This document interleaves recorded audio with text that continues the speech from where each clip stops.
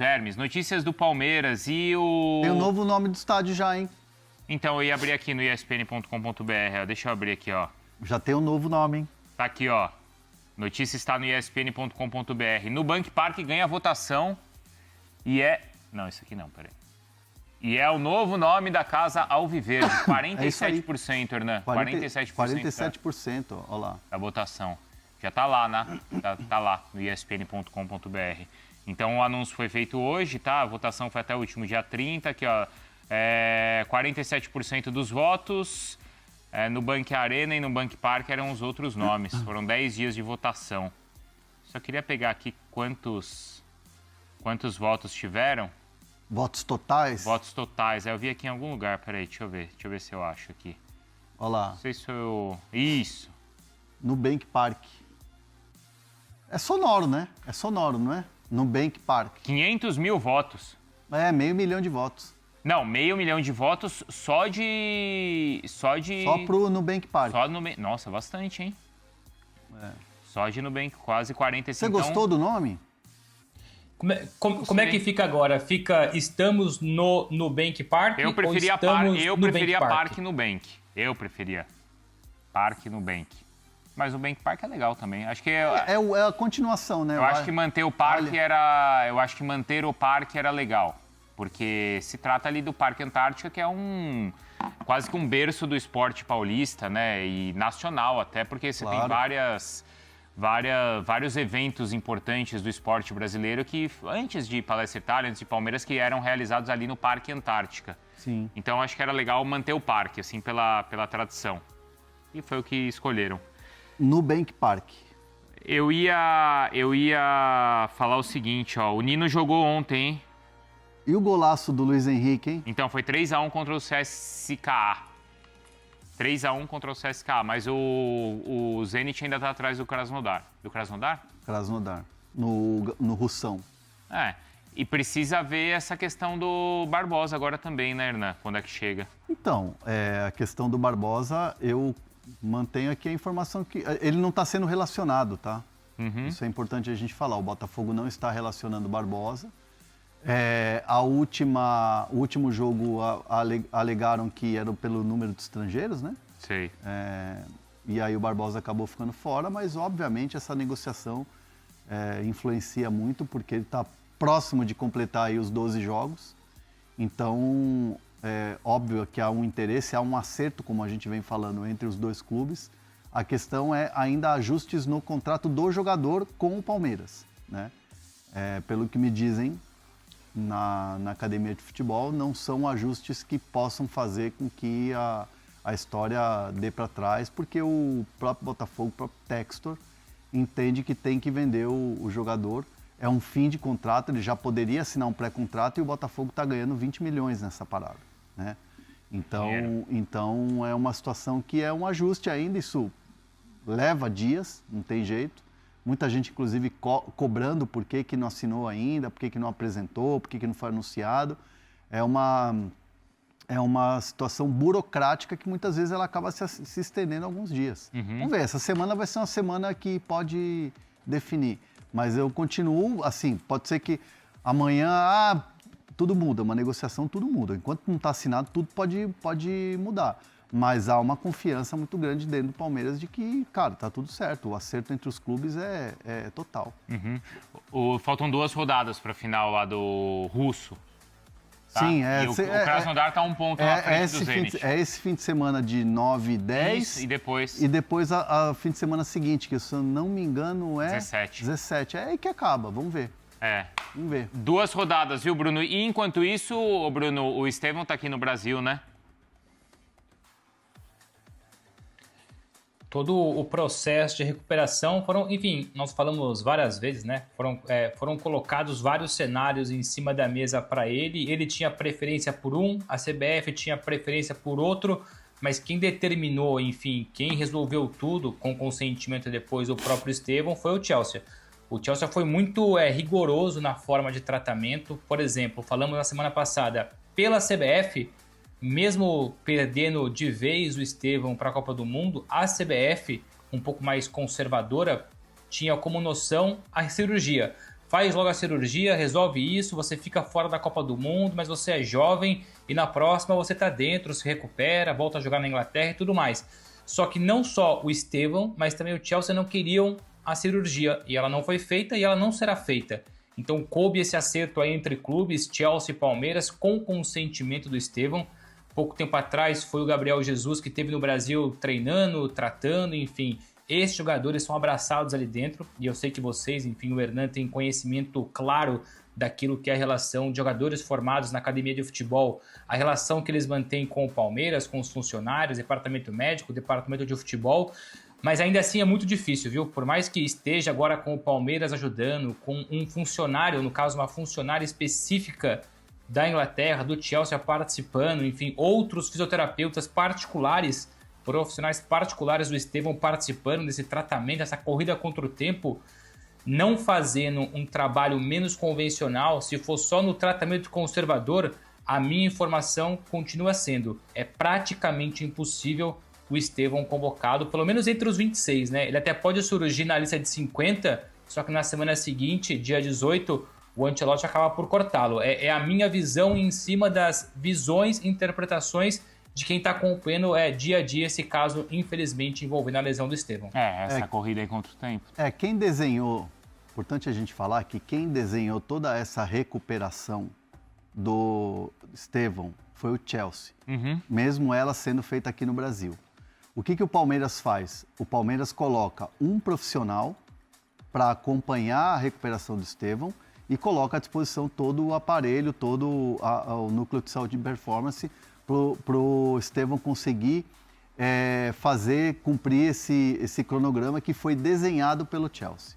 Né? Como o Bruno disse, existe uma pessoa, um profissional do Chelsea que está acompanhando tudo, está aqui no Brasil com ele, acompanhando já todos esses passos e essa recuperação toda do Estevão até a lista final da Copa do Mundo não vai ser na academia de futebol.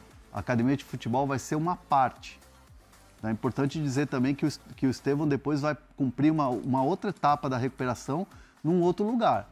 Seja esse processo mais avançado, que o Bruno trouxe a informação lá no Catar, ou se for esse conservador já em outro lugar também, mas aí a Copa do Mundo já vai ser uma outra história, né? Porque o processo conservador, ele praticamente tira o Estevão da Copa. Mas nesse processo, o Palmeiras aceitou o desenho que foi feito pelo Chelsea, colocou à disposição pela história que ele tem com o Chelsea. Aliás, já desde o começo dessa história dessa lesão, sem antes saber qual que seria a estratégia da recuperação do Estevão, o Palmeiras já tinha colocado, a presidente Leila já tinha colocado o Palmeiras e a estrutura toda do Palmeiras à disposição do Estevão, né? Os empresários do Estevão, o próprio André Cury, os outros que trabalham, família do Estevão, todos eles foram contactados e falaram: olha, o Palmeiras está de portas abertas para o Estevão aqui com toda a estrutura que tem. Beleza? Aí o Chelsea desenhou, mandou uma pessoa aqui, o Estevão está lá, está feliz de estar aqui de volta, de rever os companheiros. Acho que tem também uma questão muito importante, que é a questão anímica, que é aquela coisa do cara voltar para um lugar onde ele sempre foi muito querido. Como foi o Gabriel Jesus, né? Isso faz total diferença. Tá perto da família. Recentemente o Estevão teve uma perda importante na família, que foi a avó. Então, estar perto da família, estar perto de um ambiente onde tem amigos e tal, é muito importante. E outra, é o clima também, né? Aquela coisa do clima do Brasil, da comida brasileira, e tudo isso traz conforto para o jogador num momento difícil de recuperação. Mas é uma parte da recuperação que vai ser cumprida no Núcleo de Saúde e Performance da Academia do Palmeiras. Hernani, nessa daí teve a volta do Paulinho também, né? Jogou alguns minutos e tal, então assim, o processo concluído aí com bastante calma, né? Mas acho que foi positivo o retorno dele também, né? Do Paulinho. A avaliação do Palmeiras foi super positiva da volta do Paulinho. O Paulinho quase fez um gol, né? Aliás, um golaço que ele ia fazer, chicotada que ele dá na bola. Foram poucos minutos e acho que faz parte do processo de evolução. Então o Palmeiras entendeu que segurá-lo desde o jogo da Copa do Brasil foi importante, tirá-lo do jogo da Libertadores, segurar ele naquela carga que ele estava tendo para poder jogar o Clássico. O Clássico estava pegado, o Palmeiras estava precisando fazer o resultado, então foi tudo meio que calculado ali para se ter uma primeira resposta. E essa primeira resposta foi positiva, né? Não só os médicos, fisioterapeutas, preparação física, a comissão técnica gostou do resultado do Paulinho e a tendência é que ele seja relacionado para o jogo da Libertadores no meio da semana. Já é amanhã, né? Amanhã à noite. É amanhã, terça-feira? Amanhã à noite. E aí é partida importante porque é um confronto direto. Direto para a liderança do grupo. Porque o Sporting Cristal hoje está na liderança. É o Sporting Cristal na liderança. Sporting Cristal, E então o Palmeiras precisa agora vencer lá, né? Quer dizer, precisa vencer, né? Nessa disputa pela liderança, claro, é confronto direto, né? É o que acontece com o Cruzeiro. Vencer em casa é a lição de casa, vamos dizer assim, quando você joga no teu país. Não tem jeito. Você quer classificar na Libertadores, você tem que ganhar em casa. E o Cruzeiro dançou contra o Chile, o time do Chile, a Universidade de Chile, Universidade Católica, perdão. Isso. Então o Palmeiras entende que não é o fim do mundo, tá? Para a comissão técnica. E aí eu falo muito do que acontece da porta da academia para fora, que é aquela histeria, que é o torcedor maluco, que é a rede social, que é o pessoal que grita e tal. O empate na Libertadores fora de casa, num campo difícil contra o Cerro, foi visto como um resultado que, obviamente, deixou todo mundo sinal alerta, porque o Palmeiras em outras ocasiões foi lá e venceu. Mas, dadas as circunstâncias do jogo, foi um resultado que o Palmeiras buscou muito mais a vitória do que se segurou no empate. Principalmente no primeiro tempo. E no final do jogo teve a bola... O goleiro fez umas defesas milagrosas lá e tal. Então, e contra o Santos mexeu na equipe e aí o desempenho não foi bom no primeiro tempo, o primeiro tempo foi abaixo. Foi bem abaixo. A análise interna também é que poderia ter sido muito melhor. As mudanças não deram certo, porque não deram, né? As mudanças, o que foi imaginado para o jogo não surtiu efeito. E aí, o que colaborou assim com essa tranquilidade que se deu ao Palmeiras no Brasileiro foi o Vasco ter empatado com o Flamengo e aí ficou mesma diferença. Eu acho que duas coisas diminuíram, não sei se pressão, mas pelo menos as críticas. Duas coisas diminuíram as críticas, isso é fato. Primeiro, teve o gol, né, Bruno, anulado no finalzinho do jogo.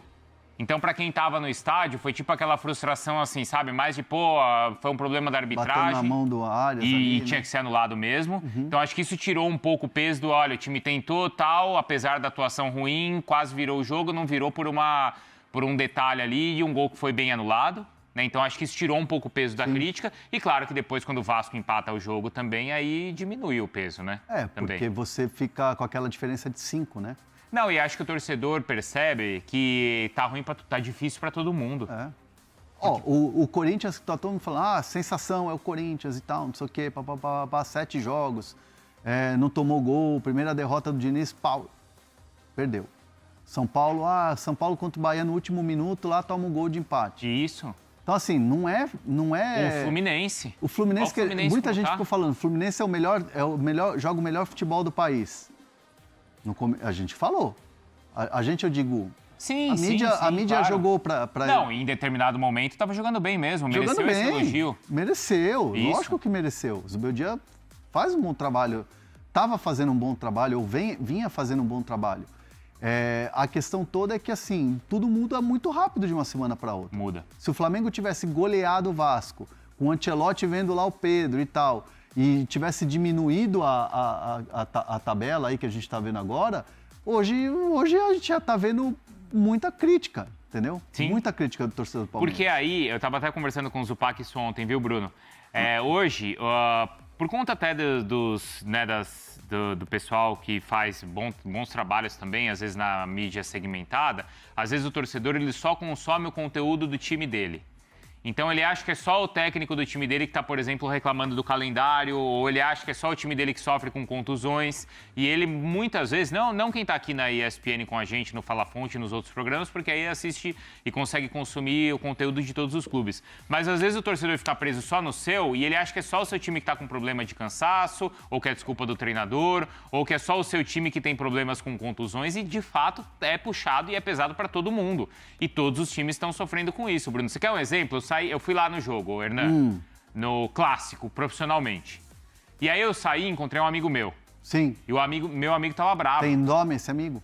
Tem, mas eu não sei se eu posso revelar. Tá bom. Mas ele tava bravo e querendo a cabeça do Abel. De Já? tudo Já. Não, e mais, ele queria que fosse mandado embora depois do Campeonato Brasileiro de 23. Eu fiquei imaginando, imagina o Palmeiras virar de um 0-3 para 4-3 e alguém mandar embora o Abel. Mas Imagina esse que seu eu- amigo é aquele que queria o Rogério Ceni no lugar dele? Não. Não? Ah, tá. Não. Mas aí eu quero chegar no seguinte ponto. Aí o cara falou assim pra mim, o meu amigo falou assim: pô, e o pior é que perdeu o Arthur Jorge pro Cruzeiro, que é um excelente treinador. Perdeu. Não, então, que é um excelente treinador. Aí eu pensei assim, será que esse meu amigo sabe que o Arthur Jorge foi goleado pelo São Paulo, perdeu uma partida em casa na Libertadores para a Universidade Católica, É. e horas ganhou, depois- Ganhou na Bacia das Almas contra o Boca. não, e horas depois levou uma baita de uma trombada do Atlético. Rapaziada boa, chegando aí com mais umas informações exclusivas e atualizadas do Palmeiras para você nesta segunda-feira, agitada demais, com muita informação de mercado da bola, dos bastidores do Palmeiras. Então, desde já, peço humildemente seu like, se inscreva no nosso canal e já vai ativando o sino das notificações para você ficar atento e antenado sobre tudo que está sendo falado, especulado, noticiado nos bastidores do maior clube do Brasil. Um grande abraço, até o próximo vídeo.